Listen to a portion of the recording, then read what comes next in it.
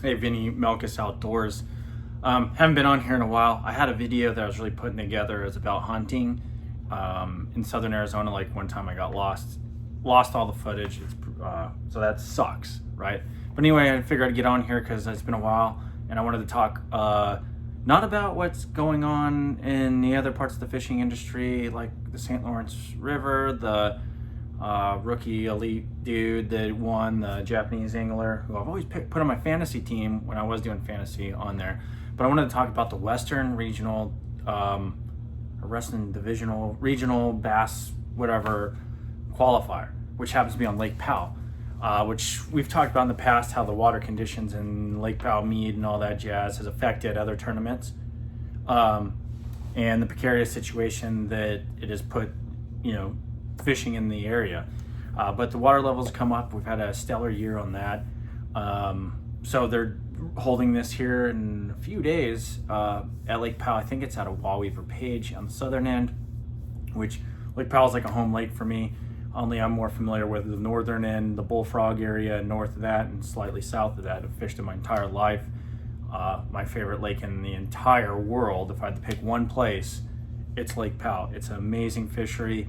You never know what you're going to catch. Anyway, I want to talk about that. There's other things that are going on, KVD retirement, which is kind of like a turning of the page of an era, I guess, in bass fishing. And I wish I'd played more of a part in it myself, but things go on. Then you also had, over the last, probably 4 or 5 months, a little bit longer, the in the West, the Wild West Bass Tour kind of implosion, and them stiffing a number of anglers for prize money or whatnot, and supposedly being being bought out, which it's crazy. The whole situation's crazy.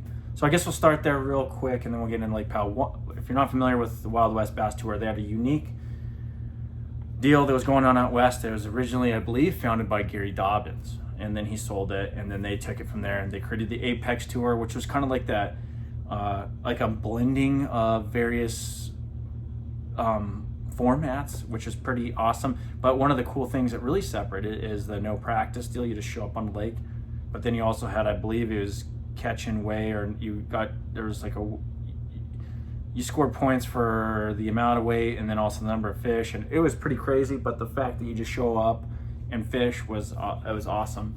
Great format. I was like looking at it as, when I get done with what I'm currently doing, trying to qualify for that thing, because it just seemed like up my alley and what something that I could aspire to. It just seemed awesome.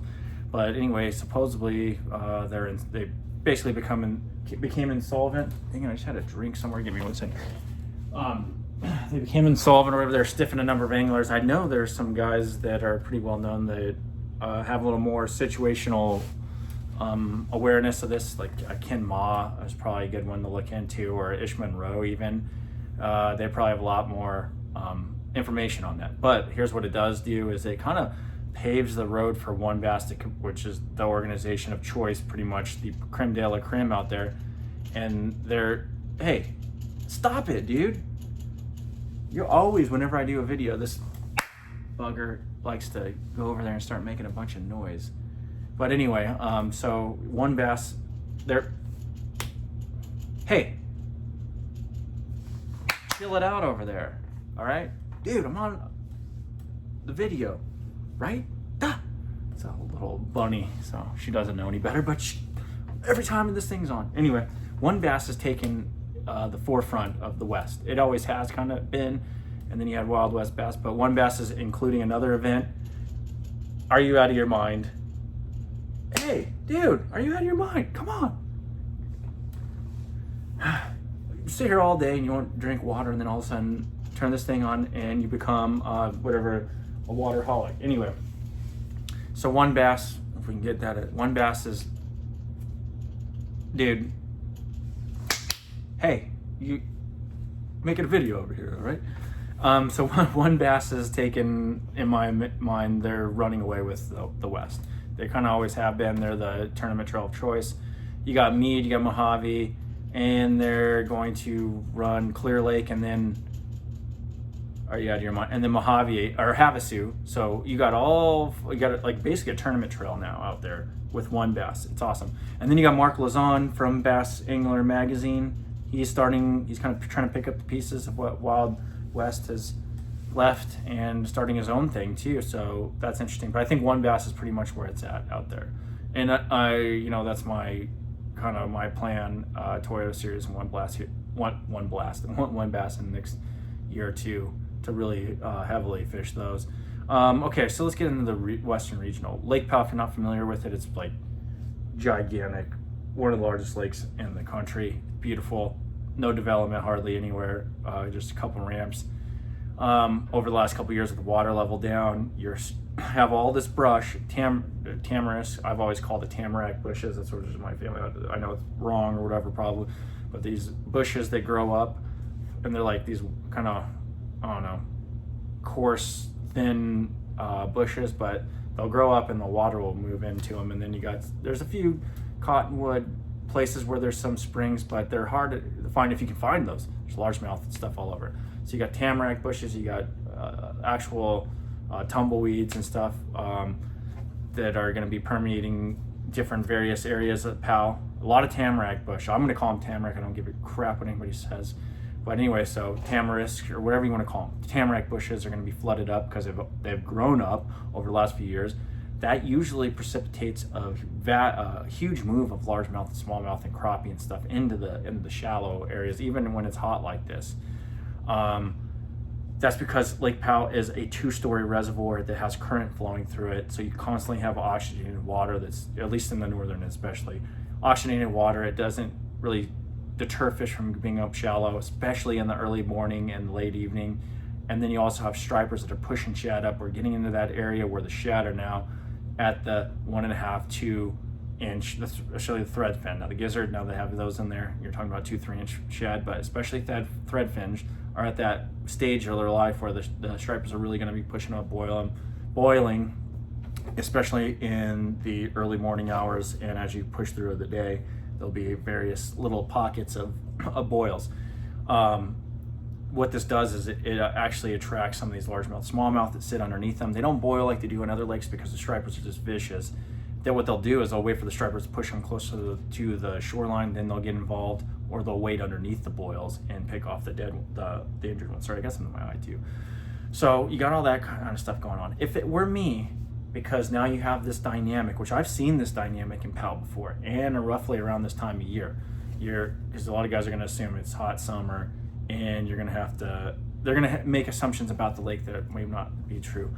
If it were me, and if any of these guys happen to watch this video, I mean, I don't know what the information rule is on this thing, but I'd have 4 rods on my deck, essentially.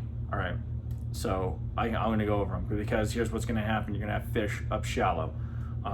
You're going to have fish in those bushes, largemouth particularly. Smallmouth, you can catch them about anywhere. A lot of the smallmouth, especially in the summer at Lake Powell, the big ones that are on some of this main lake, like giant Volkswagen-sized boulders, and they're picking off shad too. And then some of the first turns of some of the points going into some of these coves, especially up in the northern end. If you can find, but largemouth, if you can get 5 good largemouth, you're probably going to win this thing. So largemouth, if you can find out there some of those, there's used to be old springs in some areas, Lake Powell, and there's cottonwoods, big cottonwoods. You can find that, you're going to slay them. If not, you find the tamarack bushes and you flip those things. But here's the baits that you use to flip those things. You can use Texas rig stuff or whatever. I mean, anybody can pick their stuff, but for me, what I found in the past, there's 4 things that I would go there and I would slay at Powell right now. I would guarantee that I'd be in the top in this. Cinco, white Cinco, weightless, like a 4 or 5 inch Cinco for flipping those bushes. 2 1/4 ounce, 1/8 ounce, 1/4 ounce jig head with a small shad style swim bait or a grub. A Sammy style walking bait, and then a drop shot with you pick it, shad shaped worm, robo worm type thing, sculpin. That's all you need. You just go around hitting those bushes and stuff. And to me, almost similar to a mead is you don't want to really cover the same water twice. You can a little bit more in Powell. Since Powell's not necessarily as clear, it is clear, especially in the southern end. But the population of fish is a little bit different. There's a little bit more of a concentration of fish in Powell as opposed to me, just the dynamics of it and the nutrient base. So you can rehash certain area. They'll reload a little bit better than they will at a mead, but it fish is very similar. So you can, if it was me, I'd be going to find that stretch of tamarack bushes, really hit them, get my 5, leave that area, start practicing again. The next day I might go check that same tamarack stretch real quick, then go on to my other stuff that I found. I would just have those things laid out. And then of course, just in case there's a lot of pressure on that, because bushes, a lot of guys are gonna, and if you wanted to throw a wild card bait out there, I'll throw one more, because I hit to the 4, I'll throw a spinner bait. A spinner bait here. Look at, everybody tries to get a hold of me. I got a rabbit here drinking water. I got people calling me. They don't call me ever until I put this on. So you throw a spinner bait in there as like a wild card or a buzz bait. Those are my 2 wild card baits. But anyway, so you go around, you hit those, and then you also find a couple of good rock outcroppings. And I'm not talking about, you can either find these giant Volkswagen sized boulders that'll be out there on these shoals. Those are good, or you find some really broken, they're white. Like there's, just like you go to Table Rock or whatever, there's a particular type of rock that really attracts certain types of fish. You can go to about any rock, whatever, break in Powell and catch fish. But if you're looking for that type of fish that's going to win you the tournament, there's a certain type of rock, and they're usually white, and they're kind of like broken off, and there always tends to be 1 or 2 really good largemouth that hang around in these areas, and they're usually in the back of some of these shallow gravelly coves. Granted, you're not going to go hit the same one probably more than one, or you're not going to probably get more than 1 or 2 fish in a day, but those can be anchors in your bag. And anyway, I'm just giving out a lot of juice on Powell, to be totally honest, just because I'm kind of excited about it. And I wish I had the time to go down there. In fact, one of the Bass Nation teams was looking for a co-angler. I was like, I almost wanted to jump in there, I just don't have the time. And I got my daughter full time, so I can't do it. I'd rather go down there as a boater, because I would love it. I would love it. And having the depth of knowledge there, I'd just be winging things all over the place. If it's not working here, I'm over here. Of course, going from Page Wild Weep, I'd probably make the huge run up north to the Bullfrog area. Yeah, if I could get even further, I'd do that, but time-wise and gas, probably wouldn't be able to make it to some of the, like, these juice areas that I would smoke them, but there's good areas around Bullfrog. So the winning areas to me, just to wrap this thing up, because if you're still with me, you're talking about the San Juan Arm is always play, even around the Marina area, the southern area, but I'd say San Juan Arm, and if guys make the run up the Bullfrog area, I've caught some tremendous fish around that Bullfrog, and why does the name elude me? But around the docks around there, around some of those, I can't even think of the boat, the houseboats and Hall's Crossing. Around that area, I've caught some really good largemouth and a couple of good smallmouth in that area. And there is some cottonwood trees that are flooded around those areas too. There's also some small brush. There's some broken rocks that are really good, and you could go there. Granted, you're running. Like I said, I'd like to run even further, but you're going to be running. That lake is about 180 miles along this way, and then you got the 50 miles or so San Juan. Excuse me. So there's a lot of water. You shouldn't have any problem getting away from people. But it's a majestic lake. It should be fun. I'm not saying you're going to have the biggest bags come out of this thing, but I would say winning weight is a guy, if it's a 3-day tournament, a guy that comes in with 15 to 16 pounds a day. But I'll preface that, I would say if this was next year, after this water's been up in the tamarack bushes for a year, I would say the winning weight would be pushing, roughly 17, 18 pounds a day.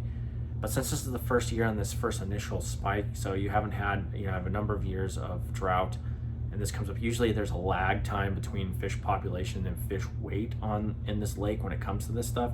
So I'm saying 16 pounds a day. It's roughly I'll say low 40s, mid 40s win this thing. That's just what I think. Knowing